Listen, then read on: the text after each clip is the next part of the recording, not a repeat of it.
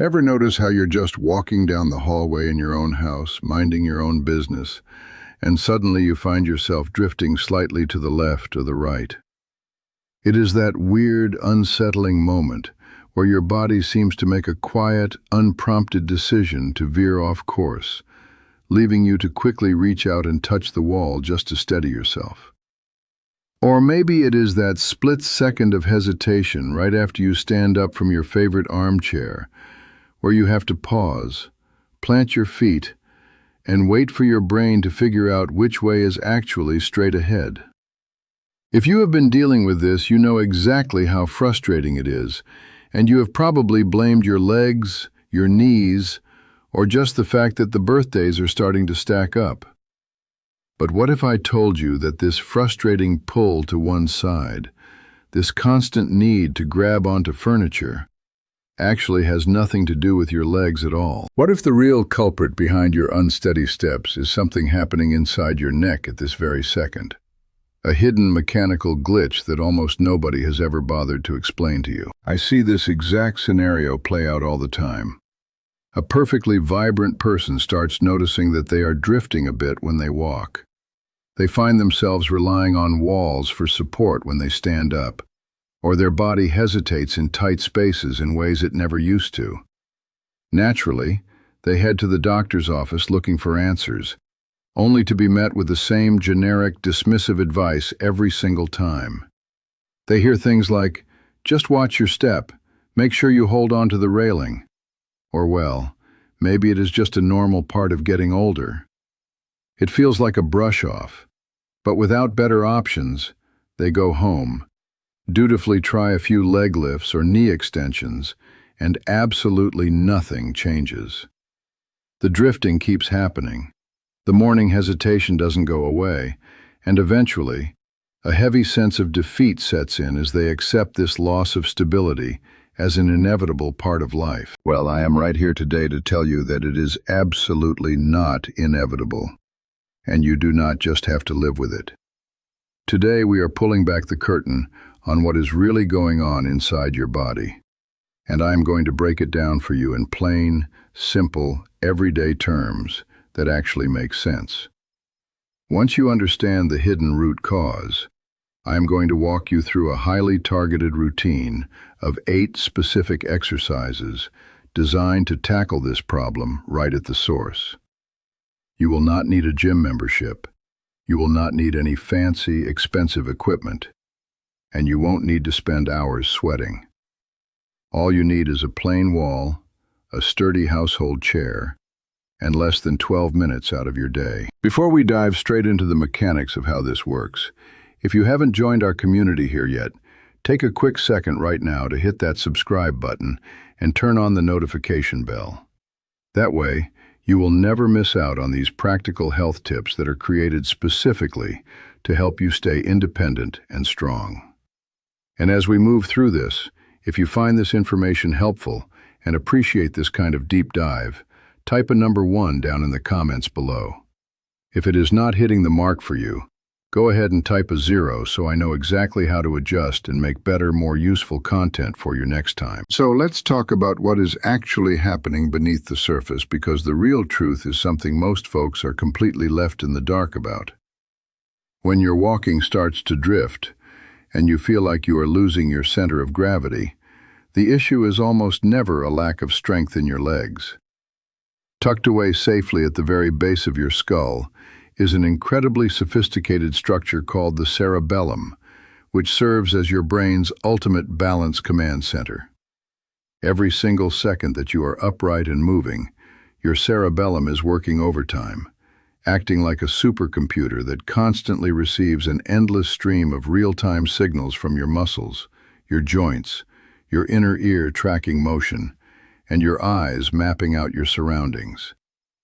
It synthesizes all of this data instantly to make hundreds of tiny, microscopic course corrections that keep you moving in a perfectly straight line. When your cerebellum is running at 100% capacity, you don't feel a thing.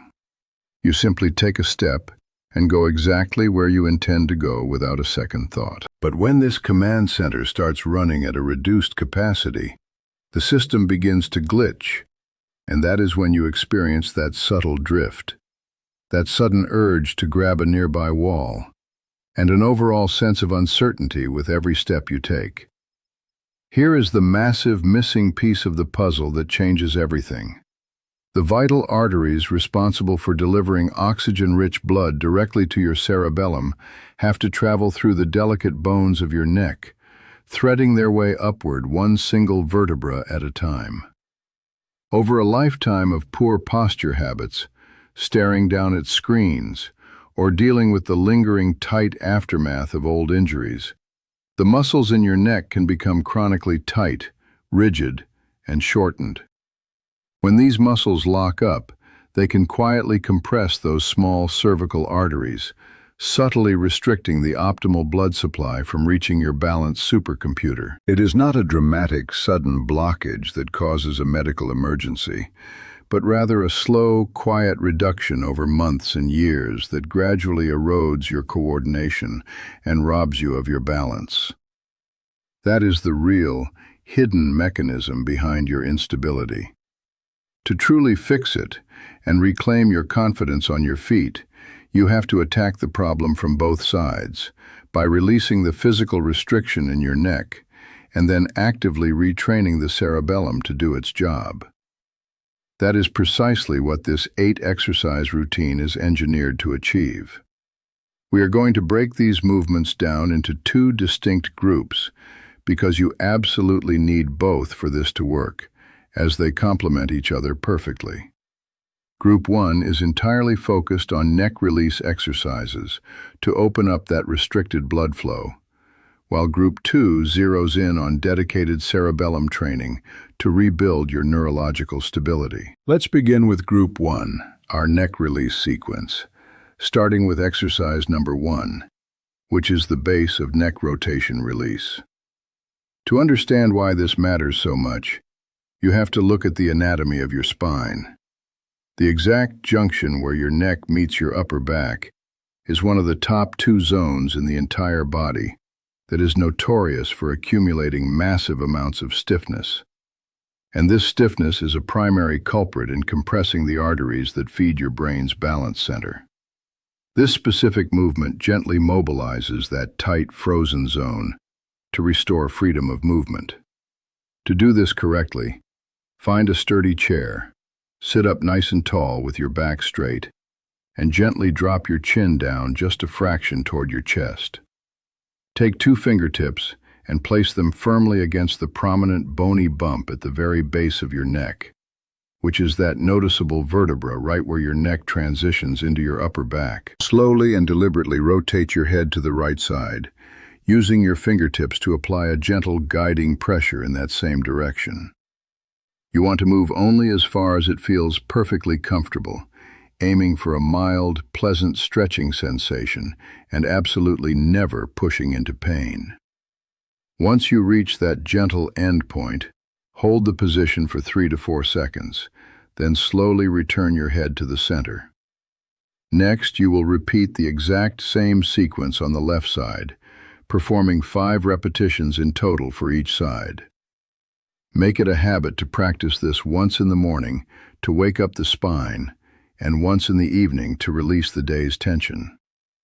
Most people notice a gradual, steady increase in their range of motion over the first 1 to 2 weeks as that deep-seated stiffness finally begins to melt away. Moving right along to exercise number 2, we have the side neck stretch.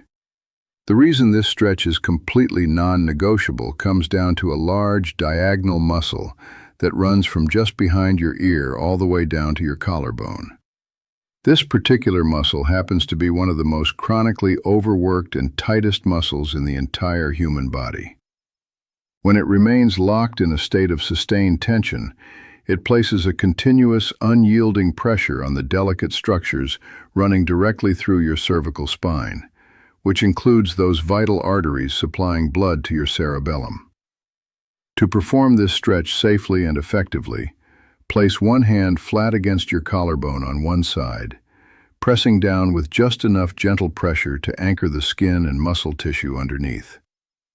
From there, slowly tilt your head toward the opposite shoulder while simultaneously lifting your chin just a tiny bit upward toward the ceiling. You should instantly feel a very clear, deep, satisfying stretch, elongating the entire side of your neck. Hold this position for 20 to 30 seconds, making sure to breathe slowly, deeply, and steadily throughout the hold. Never pull violently or force your neck into an extreme angle. Instead, simply let the natural weight of gravity and the passage of time do the heavy lifting for you. Slowly bring your head back to the center and repeat the process on the opposite side, aiming for 2 full repetitions on each side per session. Next up is exercise number 3, the neck self-massage. While traditional stretching is fantastic for lengthening muscle fibers, targeted massage is essential for releasing the much deeper, stubborn tissue tension that accumulates over years of daily stress, the kind of deep restriction that simply does not respond to regular stretching alone. This deep, hidden tightness is what quietly narrows the space around your cervical arteries over time. To do this yourself, use the pads of your fingertips on both hands and place them at the very base of your skull, where your head meets your neck. Apply a firm, comfortable, circular pressure as you slowly work your way down both sides of your neck, migrating toward the base where your shoulders begin. Spend about 60 to 90 seconds focusing on each side of your neck. As you glide along, pay close attention and look for specific areas that feel noticeably tighter, harder, or more tender than the surrounding tissue. When you find one of these knots, spend a little extra time on that exact spot, not digging in aggressively or causing pain, but rather applying a steady, sustained, gentle pressure until you literally feel the underlying tissue begin to soften and yield under your fingers. You should perform this self-massage once every day, and it fits perfectly into your schedule when done in the morning right before or right after you complete the first 2 neck exercises. Now that we have cleared the physical pathway and addressed the neck, it is time to transition into Group 2, our dedicated cerebellum training exercises, starting with exercise number 4, the slow-motion straight-line walk. Why is this exercise so incredibly vital? Well, before you can realistically hope to retrain your everyday walking pattern, you have to slow the entire movement down to a crawl, so that your brain can consciously register, process, and correct every single micro-movement of each step. Walking in slow motion completely strips away the forward momentum that we normally use to subconsciously mask our balance weaknesses, forcing every single stabilizing muscle and every neurological balance signal to operate with total, undivided intention. To practice this, find a clear, open hallway in your home and place one hand lightly against the wall if you need a little extra support when you first start out. Begin walking forward at the absolute slowest pace you can possibly manage. So slow that every single individual step takes a full 3 to 4 seconds to complete. Lift your foot off the ground with deliberate care. Pause it briefly in midair. Reach your heel slightly forward, and then lower it down to the floor with absolute total control. Focus intently on feeling your body weight smoothly shift through your entire foot from heel to toe before you even think about initiating the next step. Walk 10 full steps forward in this manner. Then turn around very carefully using small, controlled marching steps and walk 10 steps right back to where you started. That constitutes 1 full set, and your goal is to complete 3 sets. As you do this, your main focus should be looking straight ahead at the environment around you, rather than staring down at your feet. Your balance system desperately needs to practice working while your eyes are focused on where you are headed, not where your feet are currently landing. If you feel yourself wobbling and swaying during this exercise, do not panic and do not think you are failing. That wobbling is the sound of your cerebellum actively working, adapting, and firing to keep you upright. That is not a failure. That is the entire point of the exercise. For a quick progress tip, Once this slow-motion walk starts to feel smooth and steady on a hard floor, try doing it on a carpeted surface. The subtle change in the texture and firmness of the surface forces your entire nervous system to adapt and generalize the balance pattern, which is exactly what you need for real-world safety when navigating different environments. That brings us to exercise number 5, the tandem heel-to-toe walk. This exercise matters immensely because it directly simulates the exact type of narrow, restricted walking that causes the vast majority of trips and falls in the home, such as navigating narrow hallways, stepping carefully around tightly packed furniture, or squeezing through tight spaces. It specifically trains your dynamic balance, which is your ability to maintain equilibrium while your body is actively in motion, rather than just standing completely still. To set this up, stand at one end of your clear hallway with one hand resting lightly against the wall for safety. Place your right foot directly in front of your left foot, so that the heel of your right foot is almost touching the very tips of the toes on your left foot. From that position, deliberately step your left foot forward in the exact same manner, placing it heel to toe in a perfectly straight line, as if you were walking a tightrope. Take 10 slow steps forward, turn around with care, and take 10 steps back. This makes 1 set, and you want to complete 2 full sets. Just like before, keep your eyes looking forward rather than tracking your feet, and walk with total control.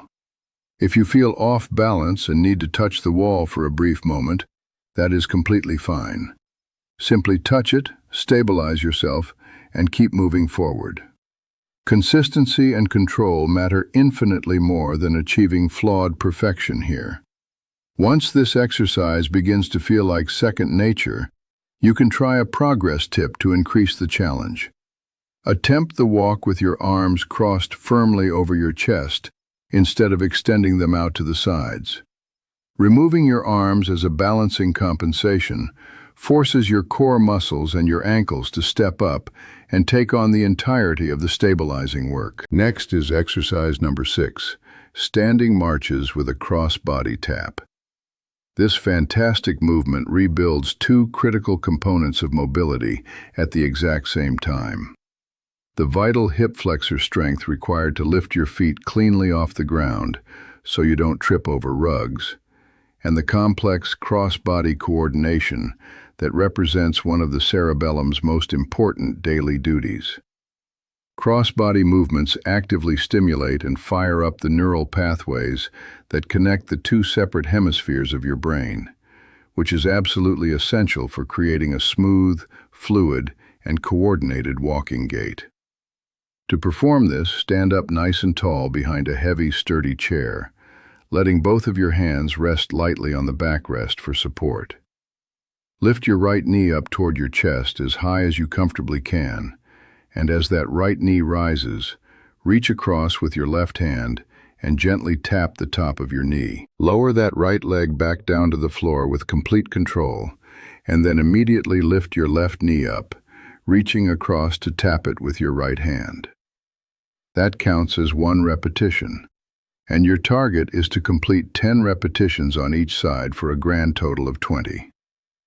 Move through these marches slowly and with deep intent. The tapping hand and the rising knee should meet at the exact same split second in time. That precise, synchronized timing is the magic ingredient that trains the cerebellum. As a progress tip, once this feels stable and comfortable, try performing the marches without holding onto the chair at all, keeping your arms extended out to your sides instead.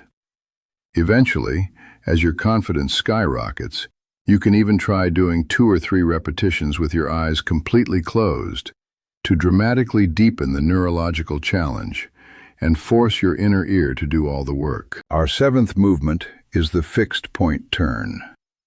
Experiencing a brief wave of dizziness, disorientation, or unsteadiness during turning movements, like pivoting quickly in the kitchen, turning around to look at something behind you, or getting up out of a chair and instantly changing direction, is one of the single most common triggers for dangerous falls. This specific exercise directly trains that exact, real-life skill by forcing your visual system and your inner ear's vestibular system to coordinate seamlessly during a rotation, which is precisely the complex job that a struggling cerebellum fails to do when its blood supply is compromised. To do this safely, stand facing a wall with a sturdy chair or a solid countertop within easy arm's reach. Choose a clear, distinct, fixed point on the wall, right at about eye level, such as a light switch, a picture frame, or a small mark. Lock your gaze onto that point and do not let your eyes wander. Now take 3 slow, controlled steps and execute a complete 360-degree turn in a circle. As you turn your body, keep your eyes locked onto that fixed point for as long as physically possible. And the very instant your body completes the full turn, find that exact same point with your eyes immediately. Perform 5 full turns per session, starting at a very slow, cautious pace. As the days go by and this movement becomes easier, you can gradually and safely increase the speed of your turn. The most critical thing to focus on here is keeping your eyes open. Do not close them, because the entire neurological benefit comes from the active, real-time coordination between what your eyes see and what your inner ear senses during the rotation. Always stay close to your wall or support system, especially during that first week of practice. Finally, we reach exercise number 8, the multi-direction weight shifts.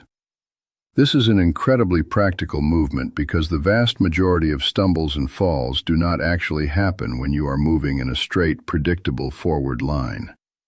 They happen when you unexpectedly reach sideways to grab an item, turn slightly to greet someone, or suddenly shift your weight in an unanticipated direction. This exercise specifically trains your fundamental ability to safely move your center of gravity in multiple directions, and crucially, recover back to center, which is the exact physical skill your body relies on to catch itself in a split second before a simple stumble turns into a dangerous fall. To practice this, stand tall behind your sturdy chair with both of your hands resting lightly on the backrest, keeping your feet hip-width apart and your spine straight. Slowly and deliberately shift your entire